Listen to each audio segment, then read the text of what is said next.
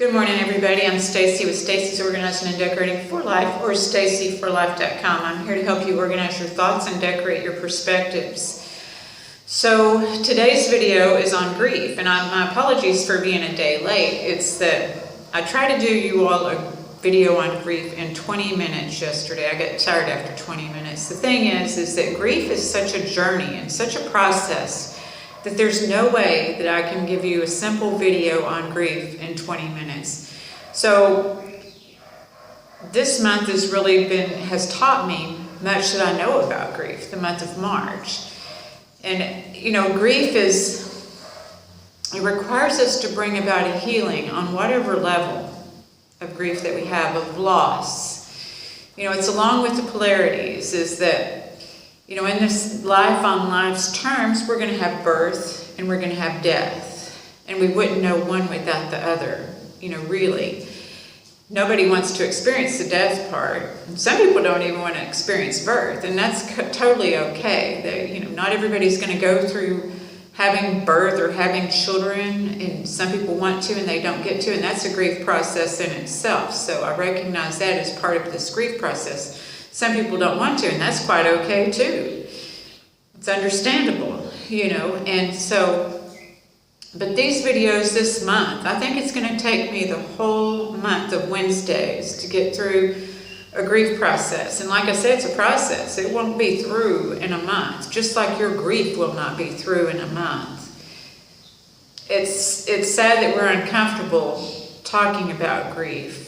You know, we don't know how to deal with grief. In the old days, we were taught one way. People, I think, were given you wore a black dress for so long or a black armband for so long, and people knew to be gentle with you, that you're grieving. The thing is that we can be gentle with people at all times, because what I've learned from my grief experience myself is that nobody comes with an expiration date. Any day could be anybody's last day.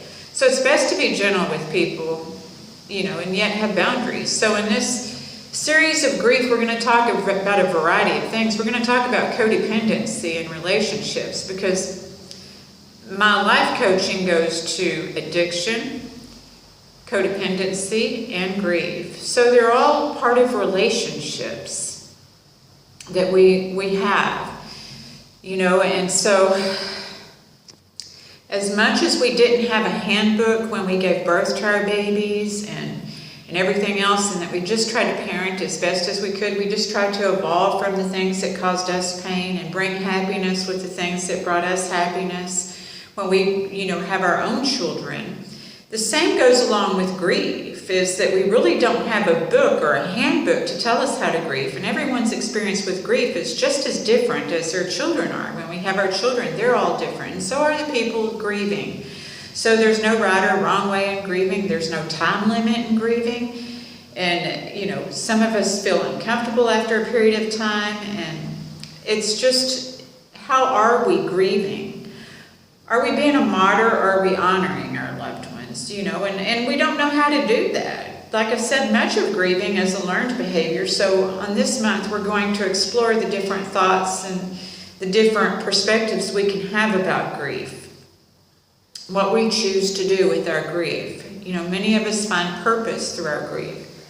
This video is pretty much going to be the qualifier, is that in March of 2002, my dad was 58 years old, but he had been struggling with addiction all of his life. He used to tell me, you know, if I would have known I would have lived this long, I would have taken better care of myself. So, but nothing, I knew that my dad wanted to die. I knew that, you know, he lived a reckless life. I knew that he was gonna die. He would even say, you know, to me, things like, you know, if I died tomorrow, I've lived a full life, and things like this. But nothing can prepare us for the grief that we're going to experience, as hard as we may try to prepare. So in whatever circumstances, maybe many of us, like myself, did not feel prepared for that death, or it didn't stop us from the grief that goes along with that. Even if we, you know, have prepared for it to some degree, we don't know what feelings we're going to feel. That's the thing about grief, is it comes in waves. So that was March 2002, and you know, I had a lot of healing to do that I didn't know that I had to do. It was crazy because in March 2002, when my dad died, a week later, I left my husband, ex-husband, husband. You'll understand this later, but anyway. So I left him in March of 2002, a week after my dad left, because I really took stuff seriously then. That's what grief calls us to do, is to take our lives seriously. However, that started the healing process with my codependence. I found out that I was codependent and everything like that. So it started a process of me understanding my codependence and my reliance on my feelings from other people, my thoughts from other people, and everything else. So I started that healing process. But this video is about grief. So then we're going to fast forward to March of 2011. Early March of 2011. In raising these kids and having kids, is that my kids had a terrible tragedy. My daughter was injured in a car accident, and my son and 5 other beautiful souls, beautiful smiles, beautiful personalities, you could see that exuded from their pictures even though I didn't know them all, lost their lives in a terrible tragedy. So I got to go through another process of healing. So life is about healing. That's what life on life's terms is about. We're going to discuss in these videos coming up this month on, again, our thoughts. Many of us are taught in religion and everything else that if we be good, then everything's going to happen and everything's going to be great. We're not going to lose loved ones, partners, parents, or... we all pretty much accept that we're going to lose our parents, but in partnership or in, siblings and child loss, we're not, we don't expect that kind of thing.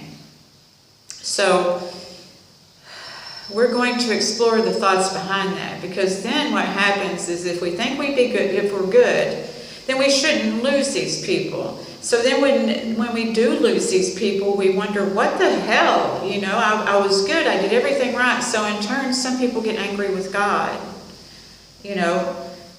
And then if we take on some guilt and shame because we think that we were bad, is why we lost people. So then that gets us into a self-centeredness of thinking that we could control all of this, So this is where we're going to get into talking about the codependency part of grief is, there's my business, God's business, and somebody else's business.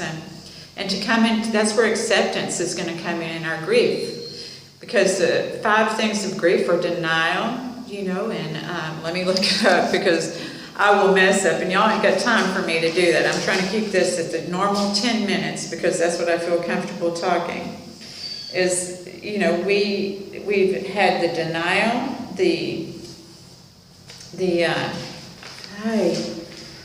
anger. We experience anger, bargaining, depression, and acceptance. Those are the 5 stages of grief. Again, it's denial, anger, bargaining, depression, and acceptance. They're natural processes to the grief. So we'll look at all of those things and